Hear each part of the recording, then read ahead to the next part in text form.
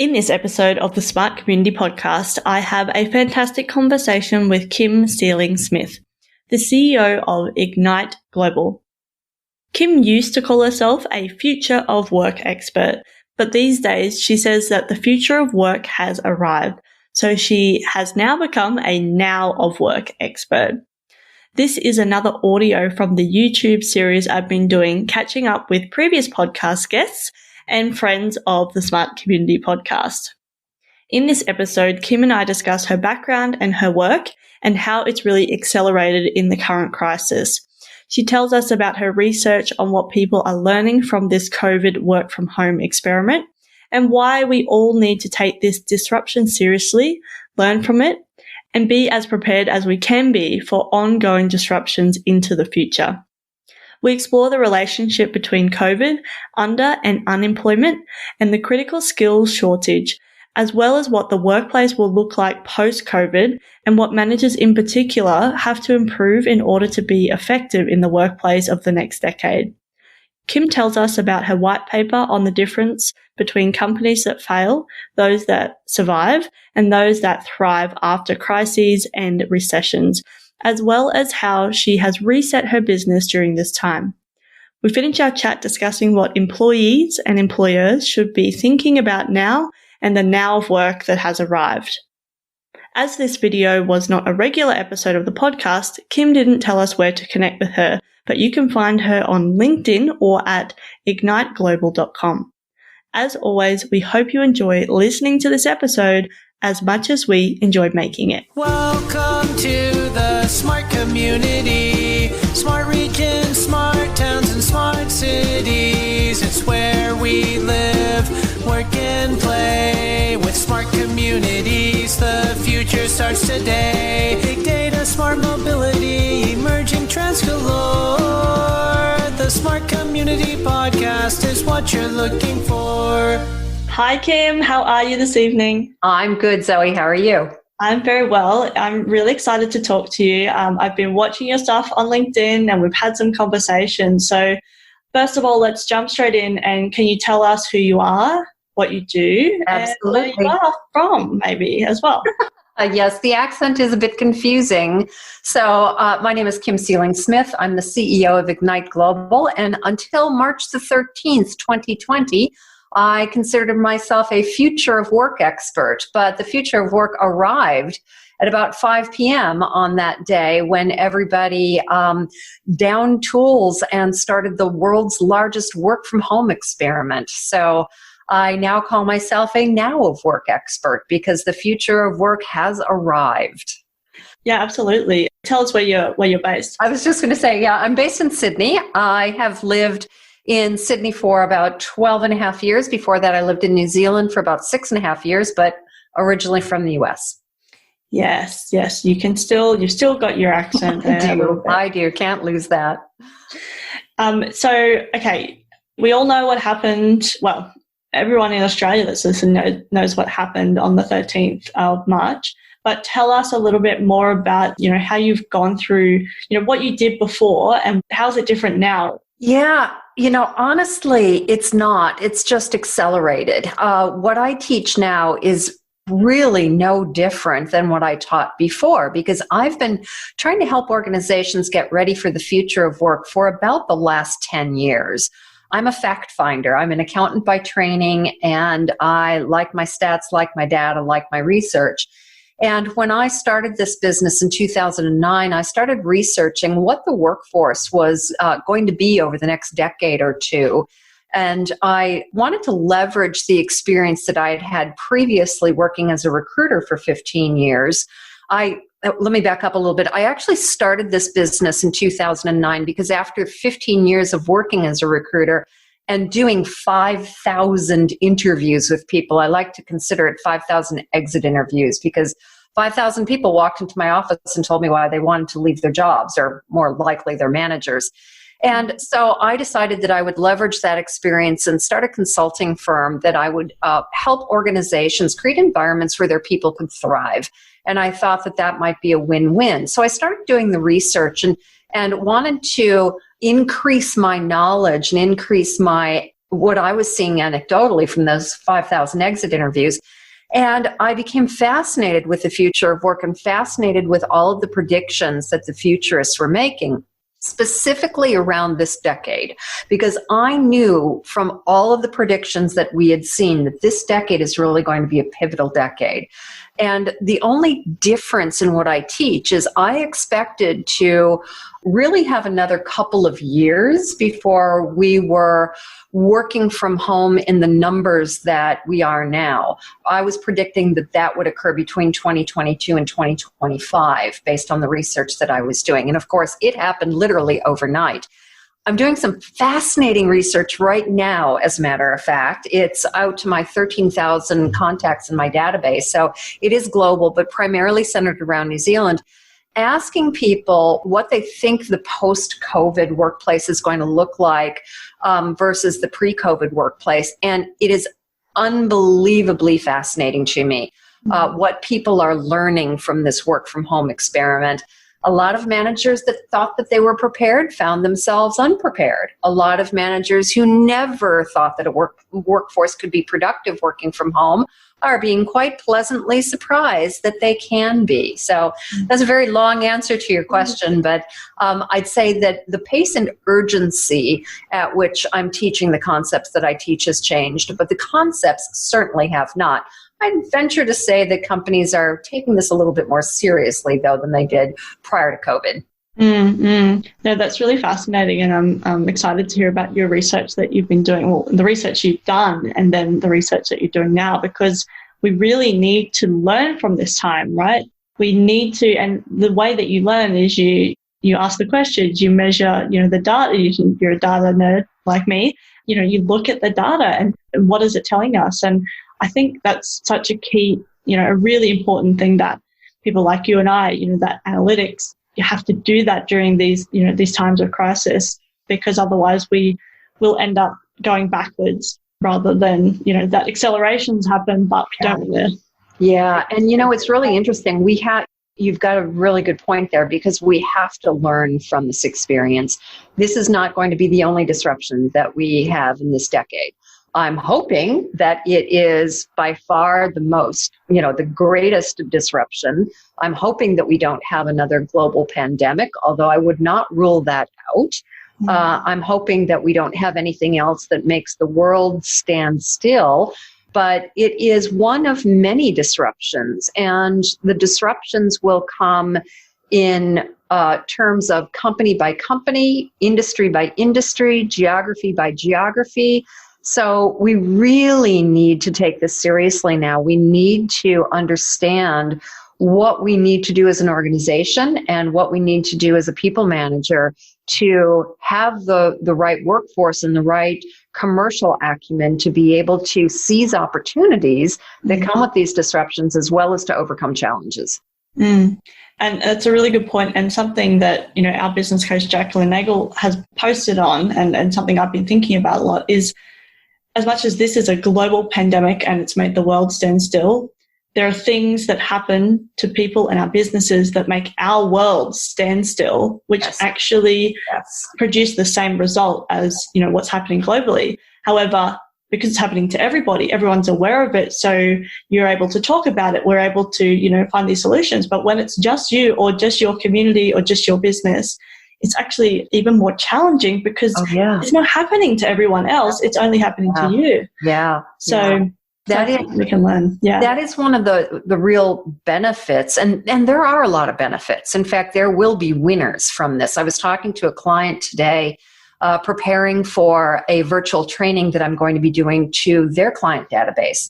So this is a recruitment company who is hosting an event for their clients. And they're asking me to speak on the research that I've done, what employees want post-COVID, what the future of the workplace looks like. And I'll credit her with it, as a matter of fact. Her name is Chloe, and she said, there are going to be some real winners out of this. And I said, I absolutely agree. What do you see?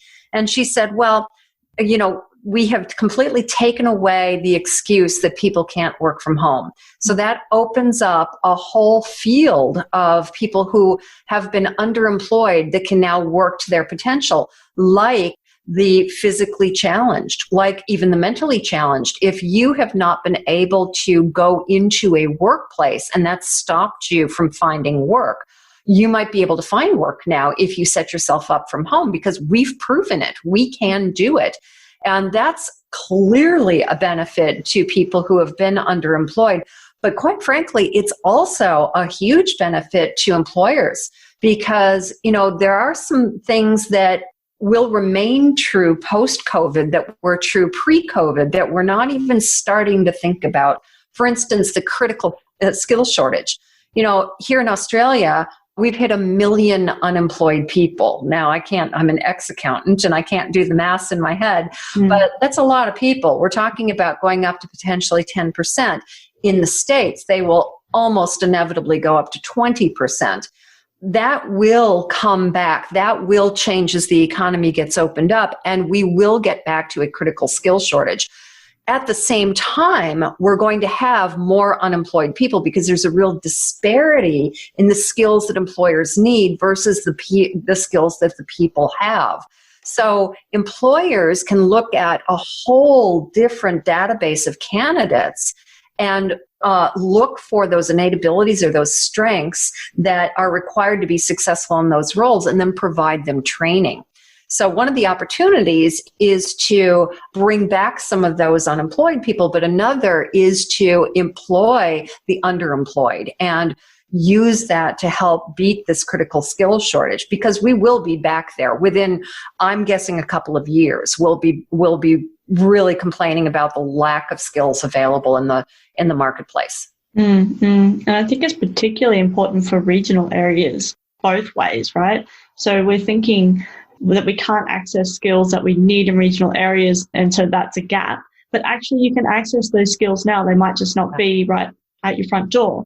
So it's been able to shift that mindset that, I have to have somebody sitting here or whatever to actually have that skill set in my, and to be able to build trust with that person to perform the job that they need to do. Absolutely. And then on the other side, it opens up the opportunity for people living in regional areas, if they have those skills, but maybe they're not needed right here in Toowoomba or Roma or Tambo or whatever, but actually maybe they're a data analyst or whatever, but they can actually work for a global company or a council in another jurisdiction that needs that, or maybe they do a bit of both because, hey, and I'm keen to hear your thoughts about how the workforce will shift. I mean, it was already shifting, right? But what are the things we'll see more of now? So actually, let's go there. What are the things we'll see more of now? Yeah, well, we'll definitely see more working from home. We're not going back. The research that I'm doing personally is pointing to a blended workplace. There are a few, shall I say, older, primarily male, out there that are answering the survey saying, no, we're going back into offices. We're going back to just the way it was. No, we're not. Sorry to say that. No, I'm not sorry to say that, because we are seeing some really positive things come out of this. The managers who have learned to manage by output versus hours in are finding huge productivity gains. People are finding that they're actually more relaxed working from home. Now, not everybody, not all the time.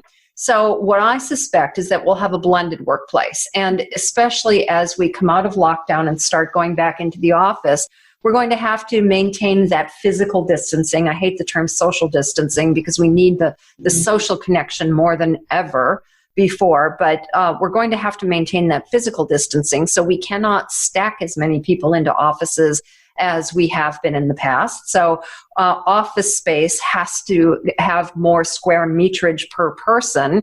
And I think that we are going to reduce the footprint that we have. A lot of companies are going to utilize downsizing in terms of office space as a cost savings measure as they come into that pre-recovery phase going into recovery. So the workplace is going to be different. I think that we will bring people together for specific meetings to collaborate on projects that have to have some face-to-face interaction. But I think that we will be working from home a lot more. Trust is the currency of the post-COVID world. You hit the nail right on the head. Managers are going to have to learn to trust their employees. And the employees, I have to say, have for the most part, really, really taken the lead in proving how productive they can be. And at the same time, I'm getting reports from the field saying that this work from home experiment has actually shined the torch on some people that were skating by while they were working in the office that probably shouldn't have been. So I think that it's going to be a blended workplace. I also know that organizations are going to have to make some tough commercial decisions. It's going to be a bumpy road. I think the next decade is going to be a bumpy road, not necessarily from even an economic recovery standpoint, but that in addition to the disruptions that we're going to be facing. So businesses are no longer going to have the luxury of good enough is good enough. Good enough is not good enough. It has to be exceptional. Customer service, the quality of your products and services, they have to be exceptional. And the only way to be exceptional is to have an exceptional workforce, which means learning to hire well. Most managers don't know how to hire. 44% of Australian hiring managers were dissatisfied with their last hire on the basis of the last research study that I read out of Hudson Recruitment. So they're going to have to learn to hire. They're also going to have to make very tough commercial decisions, make tough calls, and free up people's future if they're not the people that they need them to be. Managers have to put a priority on managing staff. They no longer can treat managing and leading as an adjunct to their day job.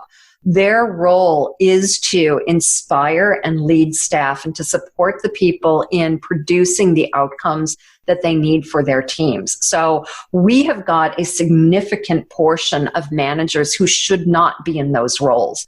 And they need to either self-select out or they need to be taken out.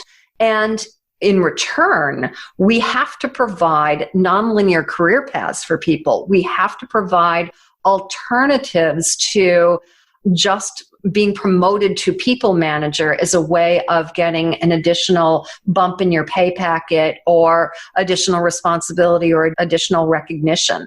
We have to recognize people for things other than just managing people. We've got to break free from those shackles of not only pre-COVID thinking, but pre-21st century thinking, because a lot of our processes and practices that we use to hire and manage staff date back to the Industrial Revolution, and quite frankly, have not been updated significantly since then.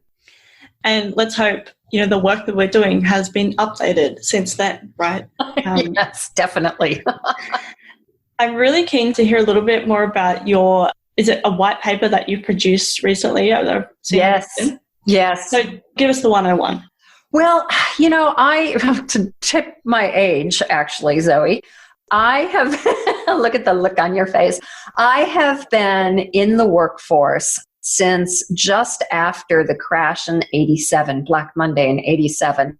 I graduated from university in 1988. So I came into a pretty poor job market and saw that kind of roller coaster ride. And I went into management consulting. I graduated with a double degree in accounting and computer science.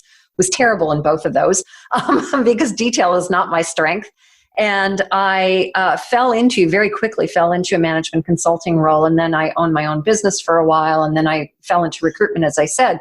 And in the time that I was in recruitment, I also lived through the dot-com boom and then the dot-com bust, 9/11 and the economic fallout from 9/11, and of course the GFC. I was here in Australia, as a matter of fact. I took a sabbatical in India and I was literally gazing at my navel when the bottom fell out of the economy because I was doing yoga in India and I was completely oblivious to what was going on. Not quite oblivious, but fairly oblivious. And then I got to Australia with the grand intentions of starting a business, and the GFC was in full throttle. So I started thinking about this, all of the economic recovery that I have seen, the downturns in recovery. And, it feels like we're all figuring this out together. But if you really take a look at it, and I love the case study of Cisco. If you really take a look at it, the companies, the old adage that more fortunes are made in times of downturn than times of plenty is absolutely true. And I've been looking at this phenomenon for a while, and I started thinking seriously around the time that COVID hit. what makes the difference between companies who don't survive, companies who barely survive, and companies who thrive? And I reckon that it's something that people don't talk about, which is called the pre-recovery phase.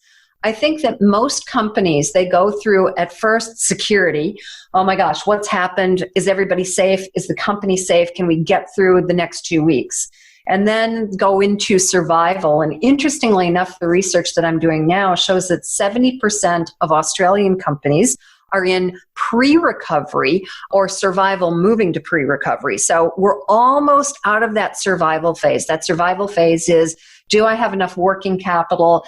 Can I get through the next few months until we start really opening up the economy? And for the most part, I mean, the first economic shock hit the travel industry, the hospitality industry, my events and conference industry really, really hard. The second wave are those companies who don't have enough working capital to make it through survival. But then we go into what we think of as the recovery phase. But I reckon that there's actually almost a secret phase. And I say that it's a secret phase because nobody really, I've not heard anybody talk about it. But I think that it's a phenomenon where it is the phase that companies who know that they can survive, they start stepping back and they say, okay, in order for us to not only survive but thrive through this downturn and come out ahead and start taking market share and start taking good stuff from our competitors, what do we need to do? And I think that there are two things that companies need to do. And this is based on not only my experience, but also all of the research that I've done. And I'll get to the Cisco case study in a second. Well, in fact, I'll talk about that right now because it's a really good example. In 1987, shortly before Black Monday, the initial CEO of Cisco was let go. And I don't know the details of this, but he was let go over a intellectual property violation with Stanford because Stanford incubated Cisco initially. So they let go of their CEO and they went through Black Monday. They lost they weren't publicly traded yet. They lost a bunch of market value. And in 1987, shortly after Black Monday, they hired a new CEO and they completely changed their business model. They were bought by Sequoia Capital, and a private equity firm, and Sequoia Capital worked with them to really put them on firm footing and to look at the products and services and the way they delivered their products and services. And they ended up going IPO. They went public sometime in the 90s, still written about in case studies as the most successful IPO of the 90s, one of the most successful in history. And then the dot-com bust hit, and the 18 months after the dot-com bust, they lost 80% of their market value. And then, of course, 9/11.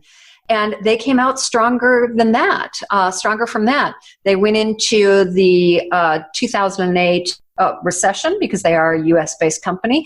They went into that, lost more market share, came out even stronger, and they've been reorganizing, sort of continuously reorganizing, using a continuous improvement model since about 2015, and they're now stronger than ever. As a matter of fact, in November of 2019, they were elected the best company in the world, the Great Places to Work survey, best company in the world to work for.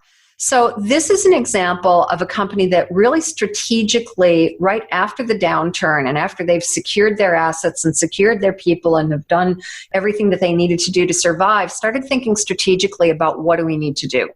So what do organizations need to do? I think that they need to do two things. They need to, number one, figure out what the new normal looks like. And this is a guessing game because nobody really knows. The new normal is, and if you look at the graph, and I'm happy to have you post a graph along with this video, if you look at the graph of the waves from disruption to recovery, the new normal is kind of a fickle beast initially because she'll look like one thing and then she'll turn around and look like another. And it takes months or even years sometimes for the new normal to really settle, the new way of doing things to really settle. So organizations need to bet on what they think the new normal is, and then, if they're proven wrong, be able to pivot really quickly. So that's number one, is really tracking that new normal and figuring out what it's going to look like and leaning into that new normal and then pivoting if it proves to be wrong. Number two is taking a really hard look at themselves and what was exposed after the shock of COVID, what cracks were exposed in the organizational structure, in the communication structure, in the financial structure, in their business continuity plans, their crisis recovery plans, in their management, in their staff, everything. So there are 19 different points actually that I go through in the white paper from a commercial perspective as well as a workforce perspective. And they need to really cement those cracks. So between the two of those, tracking and pivoting with the new normal and cementing the cracks of what's gone wrong, they can set themselves up to actually thrive post the recovery instead of just surviving and not be caught out in that third wave of companies that will inevitably fall over. After the initial shock and after those without working capital end up falling over, there will be a third wave, which are those companies that get caught out by their competitors who start taking market share and good staff because they haven't recovered. They haven't prepared appropriately during pre-recovery. So interesting. And I'll be honest, I haven't read the full paper yet. So that's next. It's a long paper. But we can definitely post a link when we put this up as well. But no, thanks so much. You've been able to summarize that really well. And obviously you wrote it. So, this is your IP and your thinking. And yeah, just to be able to summarize it like that, it all made sense to me. So thanks so much for sharing. Absolutely. Yeah. And I'm really keen to hear, like for you in your business, you've stopped your face-to-face like I have, lots of events being cancelled. Are you going online? How's that working for you? How have you had to do things differently? Tell us a little bit about that. It's been phenomenal. It's been the reset that I've needed for a number of different reasons. The last hopefully everybody sort of levels up in their thinking and in the services that they've been able to provide. And this has allowed me to stop and take stock of who I really want to be to the marketplace, what value I really want to add. So I am in the process. In fact, I spent all day long today mapping out my two signature programs. One's called the Spot On Hiring System, and the other's called Mind Reading for Managers. And I've been teaching both of those programs. Well, Spot On Hiring, I've been teaching since I was a recruiter, teaching managers how to hire better people. And so that's going on probably 20 years that I've been teaching that. And Mind Reading for Managers, I developed as a result of a client asking me to replace their performance management system. Or actually to come up with something that wasn't a performance management system because they had gotten large enough that they needed to implement something and they didn't want to do what was not working, what doesn't work is that old once a year performance management. So I came up with a series of one-on-one conversations that happened on a monthly basis. So I'm in the process of putting those online, and that's going to enable me to really free up my time. I think that it's going to be, and hopefully the way I'm designing it, it's going to be a superior delivery methodology because they won't be so reliant on me. They'll be able to go back and review the videos and go back and review the assets. And I plan on structuring it so it takes them through step by step what to do. So I think it's going to be a superior delivery model. It's also going to free up my time so that I can spend more time doing the high-level consulting, doing the thought leadership, and the strategy. And I am working on, I've got an overarching model called the Unified Theory of Everything People, which debuted at the Atlassian Summit, which turned into a remote summit. I was supposed to fly to Las Vegas in April, but that didn't happen. And I debuted that in April at the Atlassian Remote Summit. So I plan on speaking about that, the holistic new paradigm model for building and retaining exceptional people. And I'm also doing a lot of work with the C-suite on the now of work, what that looks like from both the commercial perspective as well as a workforce perspective, and really helping them understand what strategy they need to take and look at in terms of not only workforce management, but the other commercial considerations. How do you secure your customers? What do you even offer in this new world? So I'm going to be doing more of that. And then I'm actually going to be working on a new idea that I've been bubbling around in my mind. And that is, and you're actually the first to hear about this. Well, I lie. You're not the first. You're the second. Jacqueline's the first. I talked to her about it on Monday. You know, growing up in the United States, I was fed a steady diet of American exceptionalism. And you only have to look at the results of Australia and New Zealand compared to the United States. And what COVID has done is it's really shined the torch on some of the huge problems in the US in terms of healthcare, in terms of income disparity, in terms of racism. There are a number of issues, and I think, to me, it's really calling into question something that I grew up taking for granted, which is American exceptionalism. And I started thinking about what exceptionalism actually is, and comparing and contrasting the idea of exceptionalism, which might be just smoke and mirrors and a good marketing plan, and what exceptionalism really means. So that's my next research project, and something that you'll hear me talk a lot more about in the next 6 months or so. That's so exciting. Thanks so much for sharing it with us here. And yeah, I'm really looking forward to that. And I mean, I'm always watching your feed on LinkedIn. I'm really enjoying this now of work, and I love that because maybe I can argue, but let's see. I would argue that the now of work has been here for quite a long time. It just depends who took it and ran with it, and we'll see those businesses and companies that were successful. People liked working there. It just took a long time, or, it will take a long time to kind of weed out or shift, because, change takes a long time, but to shift so then this status quo isn't the normal anymore, but this is, and then we start, like, that's the now. If that didn't make any sense at all, or did it? No, I understand what you're saying. The now of work has been the now of work. It hasn't been the future of work for a lot of companies. And certainly employees have been demanding some of these things. And some of the employers, well, a lot of the employers were really hesitant to meet those demands, the flexibility, the ability to work from home, the ability to collaborate, the ability to understand what's going on behind the scenes from a financial perspective with their organizations. Trusting in the organizations, having the organizations and the managers trust in them. This has really been driven by the workforce. It's been driven primarily by millennials and by women coming into the workforce. And adoption, I think is the right word, of it has really accelerated because of COVID. And that's a good thing. I mean, I do not take lightly the number of businesses and the number of people that are suffering.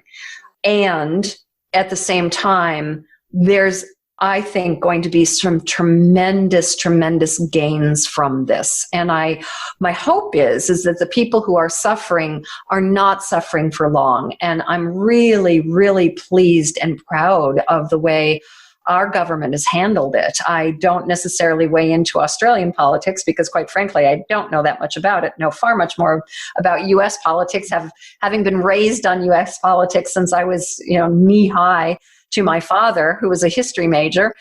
I've been really impressed with the leadership of this country and how they have really put a line in the sand and taken care of the Australian people. So I'm hoping that our road to recovery will be short rather than long. And I'm hoping that after we see things like Job Seeker and Job Keeper and a number of the short-term stopgap measures, I'm hoping that there's more money put aside towards retraining, because there's going to be a lot of the workforce that needs retraining. I'm also hoping that the government and organizations and educational institutions take resilience seriously, because we have got to be resilient. We have got to be adaptable and open to change. If we're not going to make it through this next decade. We're just not. So we really need to make sure that we come up to the level that we need to be in those areas as well. Yeah, it's going to be a really interesting time moving forward. And I use the word interesting quite a lot, but it's 'cause I'm so curious that I find so many things interesting. But yeah, I think moving forward, what that will look like and how we are looking after, the people with the most at stake if we don't get this right will really hopefully set us apart from what's happening around the world and make our recovery shorter. I'm not sure. It'll be interesting and be following along. I think we have a real opportunity. I think that we have an opportunity, not that, Australia we're reliant on the US, but far less so than we were when I moved to this part of the world 18 years ago, which is a good thing. And I think that we have an opportunity, especially now that they're talking about opening up the border between Australia and New Zealand. We've got an opportunity to align ourselves with other countries I think that this is going to have enormous ramifications from a geopolitical standpoint. And that is not my area of expertise, but like you, I find that very interesting, extremely interesting, what's going to happen as a result of that. And being the eternal optimist, I am hoping for the better. I'm also hoping that we can do what we've done as a planet in coming together to solve some of the issues, the next really pressing issues like climate change. If we can come together to stop a virus in its tracks like we have in this part of the world, and companies can innovate, changing their business model and designing and fitting out their factories to make ventilators and to make masks and PPE, hopefully we can come together and solve that next really major problem that we're facing down the barrel of. Mm-hmm. It's been so great to chat with you, Kim. I feel like we could keep talking for a couple of hours. Me too, Zoe, yes. And I look forward to our next conversation as well, because I know that won't be too far away. I don't want to wrap up, but I'm going to have to. Leave us with a couple of your not key tips, but more just like, what are the things that we should be thinking about now if we are thinking about the now of work? Maybe if we are sitting at home, this is the first time we've ever worked from home, and not tips about working from home necessarily, but from what should we kind of expect now that we are in the now of work? Yeah, I'll answer that from two standpoints. First of all, from as an employee. As an employee, we need to absolutely take responsibility for our career. So we have to look out towards the future. We have to start to gauge that new normal. What's the new normal going to look like? How is that going to impact what we do and our career? And we need to be responsible for getting the appropriate training, even if we have to pay for it to do that. The other thing that we need to do is we need to start talking in terms of outputs or outcomes versus hours in. So talk to our managers about what we're achieving. Talk to our managers about how we can help, how we can be a resource, how we can be value add, and really take responsibility for that. From a management standpoint, it's how do we build that currency of trust? How do we empower our people so that they are able to perform at their best, to give them the autonomy to use the very strengths that we hopefully hired them for to achieve the outcomes, those objectives? So first of all, we need to make sure that they have outcome-based objectives with measurable results. It'll make it a heck of a lot easier for you to manage them, and it will also give them clarity and certainty around what they're expected to achieve and how success is measured. And then don't lose that humanistic side of things.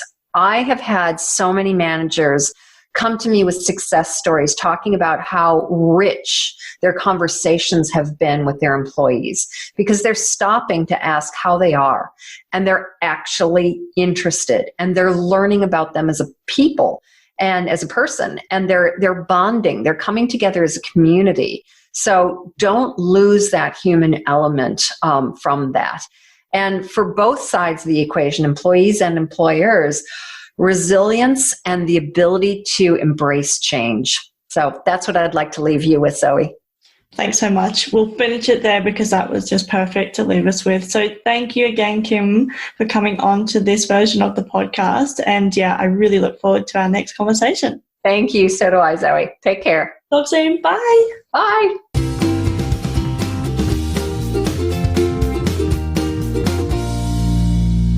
The Smart Community podcast is brought to you by My Smart Community. If you're looking for support in podcast strategy and production, workshop design and facilitation, or communication and media advisory, get in touch. Email hello@mysmart.community or head to www.mysmart.community. Thanks so much for listening to the Smart Community Podcast. Show notes for this episode and all other episodes are available on our website, mysmart.community/podcasts. If you have any questions for us or any of our guests, you can email hello@mysmart.community. You can also find us on the socials. We are on LinkedIn and Twitter @SmartComHQ. That's com with 2 M's. If you are enjoying the podcast, please hit subscribe so you never miss an episode. And we would love for you to leave us a rating and review at wherever you listen. This really helps us reach more ears and eyes, so thank you for your support. As always, we hope you enjoyed listening to this episode as much as we enjoyed making it.